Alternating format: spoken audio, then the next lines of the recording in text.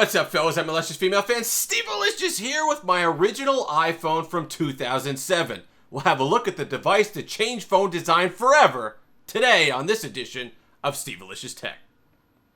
We're back, and as always, thank you so much to all the new subscribers, 315 as of the taping of this video on our road to 1,000. If you like new tech, if you like old tech, if you like iconic tech, go ahead and tussle that subscribe button. It certainly means a lot to me. So, this is my original iPhone from June of 2007. A little bit different from Apple on this product, as they announced it in January of 2007. Steve Jobs usually would do his keynote, get up there, his one more thing, oh yeah, by the way, like Columbo, and then in a week or two, you'd have the device. This one, we had to wait 6 months, and it was killer because of how awesome this was in comparison to what was out at the time. And I was one of those people that he was speaking to in that keynote when he talked about the usual suspects that he put up on the screen, because my last phone before my iPhone was my Motorola Q, a device that I'll do a video on. I liked it quite a bit. The functionality was good, did everything I wanted it to do. But when he went over the problem with the bottom 40% of all those devices being these buttons, it just made a ton of sense. Do you really need the speakerphone button there when you're not doing anything with the phone? Do you need the camera button there when you're not doing anything with photos or video? Do you need the mail button there when you're just browsing the web? Do you need buttons to hang up and pick up and hang up your calls when you're not doing anything with the phone functionality? And the answer was no. And when he said that line about, well, you can't, when you come up with a great idea 6 months from now, you can't go ahead and add a button to these things, that was it. It was at that moment that this conventional design for phones at the time was over with. And then in came the all-screen design that each app could have its own set of buttons. It was contextual, it was intuitive, and it just worked. But unlike some other devices and what would come later, Apple really didn't talk a whole lot about specs and their custom chips and all that until the iPhone 4 with the A4 chip. Because this phone, while it had good performance, especially compared to some of its competitors of the day, it wasn't about performance, it was about that design. And right away, when you picked it up, you felt like you were holding something premium, something luxury, like a luxury timepiece, something that just had that good weight, that good feel, that secure feel in the hand, especially since it was a smaller device. And that's really what Steve Jobs was going for. It was an experience to use Apple products of the time. And that's what he wanted the phone to be, an experience when you used it. And it certainly was that. Even right down to the fact that you have the brushed aluminum on the back, which is very nice, but you have the glossy aluminum trim here that kind of tapers inward towards you, so you get that shine, that little shimmer when you actually pick up the device and every time you look at it. It was just a really nice touch that really made you enjoy this particular device. Now, the software was cool at the time. All the animations, right? Oh, how smooth it was. Oh, the slide to unlock, and the phone when it would pop up when you'd get a call, and it'd be the picture of the person, and then you had cover flow and all that stuff, and it was very nice. But trust me, it wasn't without its issues at the time. Once you got past the texting, which was excellent with the keyboard. At first, it was a struggle to get used to it, but I remember a time, it's amazing, when you could think about how we had to adjust to typing on these glass screens, but we did. Once you got past the coolness of the email and the phone and the web browsing and the iPod and the cover flow and all that, for the first year, there wasn't a whole lot going on with iPhone. The software didn't change. You were stuck with this background. You had to jailbreak it, which I eventually did towards the end of the year because you're just bored with everything on the phone. And they were super cautious about how they handled software on the device because they were so hung up on performance. And this is why they had trouble with the App Store, and they were very slow in releasing the App Store and rolling that out because they wanted to control the experience from front to back. So the apps, if you remember, after the first year when you finally got the App Store, then they had to test and retest, and they did all that stuff, and it took forever to apps to come to market, and there was a watered-down version a lot of times on them because they just wanted it to work. And there was something to that.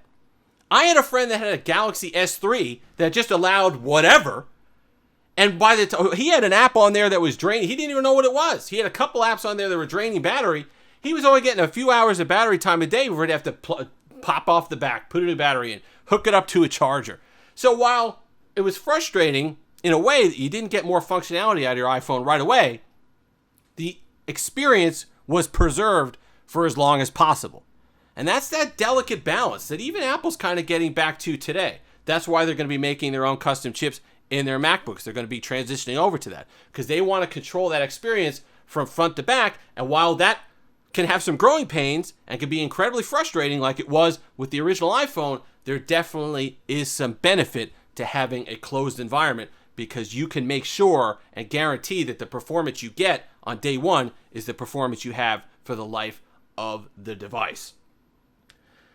My experience with this, and I remember this is when it was a spectacle to get an Apple product, right? And if there's ever a Stevealicious celebrity tour of North Jersey or something someday, you could go ahead and go to Route 10 in East Hanover, and you could see the AT&T store and the actual trash can that I stood by for 3 hours waiting for this particular device. Now, I remember when you would go there, so I left work. They know I wanted to get one of these things. I had everything set up. I wasn't even going to leave it to chance of any problems with the credit card system or the debit card system. I knew the price of the device. I knew the tax. I literally had $642 in cash in my pocket going to get this phone. So they let me leave work a few minutes early. I had to plot out the fastest route from work to that AT&T store, which was the closest one to work. And you didn't have GPS. I wasn't doing it on this. You had to sit there. I sat there with MapQuest, printed it out, made sure I had everywhere I wanted to go. Got there, got online. There was a bunch of other people. And then standing next to that trash can, waited as they came out. And if you waited online ever for an iPhone or an iPhone 3G or the iPhone 4, and they came out and started counting people, nothing was more stressful. And it's like almost they were deciding between life and death. And they come out and they start just counting. But then they'd ask you, say, oh, what version do you want? I mean, with this one, it was only the 8 gig or the 4 gig. But later on with the 3G, they'd ask you what color, what size, all the rest of it. So they were asking people, you want an 8 gig or a 4 gig? Someone would say 8 gig. And then you're like, oh, man, no. Then the next person would say 4 gig. And then you do like the Napoleon Dynamite, like fist pump. Like, yes, they're not taking one that I want. And then they finally get to you and you say 8 gig or 4 gig. Okay, you're clear. And I won't make it overly dramatic and be like, oh, I got the last one. But there were only 3 or 4 people behind me that still were able to get phones. So that was the first thing.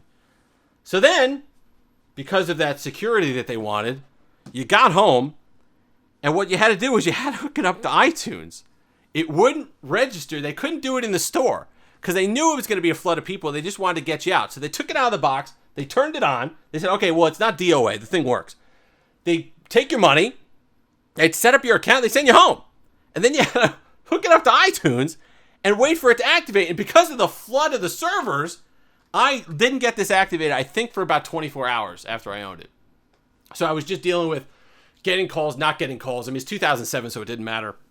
It wasn't like your cell phone was constant contact. So it worked out, but it was cool. But there was some definite growing pains with it because it was their first mobile device. They didn't know how to handle it. And thankfully, they moved away from needing iTunes to activate these. But overall, while it was something that you looked at, it was a nice device. It was something that perhaps you were a little frustrated with the lack of functionality early on. It really did change the way we look at the phones and change the way we interact with the phone. And there's something that's even been lost from this design. This is incredibly compact. Put it in your hand. Okay, you didn't need a case on this. This was an expensive phone at the time. This was 3 times more expensive than the nearest competitor. $600. But I never put a case on this. There were cases available, but I never felt the need because you could get your entire hand around it. As long as you were paying attention to what you were doing, there was no chance that you were dropping this. And that was the same with the iPhone 4. You had that. You had all the smaller devices. And that's why people are excited about the iPhone 12. They're having a 5.4-inch version because that's something that you might be able to go back to when you could get your hands around the entire device. There's something premium about that because you don't have to put a case on it. And I'm somebody that I like the cases. I understand why they're important. I mean, you put this up next to a Note 10 Plus, and you can see how massive it is, and then you hold it, and this is just a glass sandwich, and you need a case on this to protect your investment. But when you could just enjoy the natural design of a phone without any sort of case or interference, there's certainly something to that. But if you've made it this far, like, comment, subscribe, all that fun stuff. Let me know what your story was with your first iPhone. If you had to wait in line, and that was a thing up until, I think, the iPhone 4. The waiting in line was part of the experience of getting these. It was an event. It was an event, and there was something cool about that. Even if you were an Apple hater, you have to admit, this particular device is the reason why you have a lot of things like this today, and you have the functionality that you do on these phones. Until next time, have that Stevealicious day.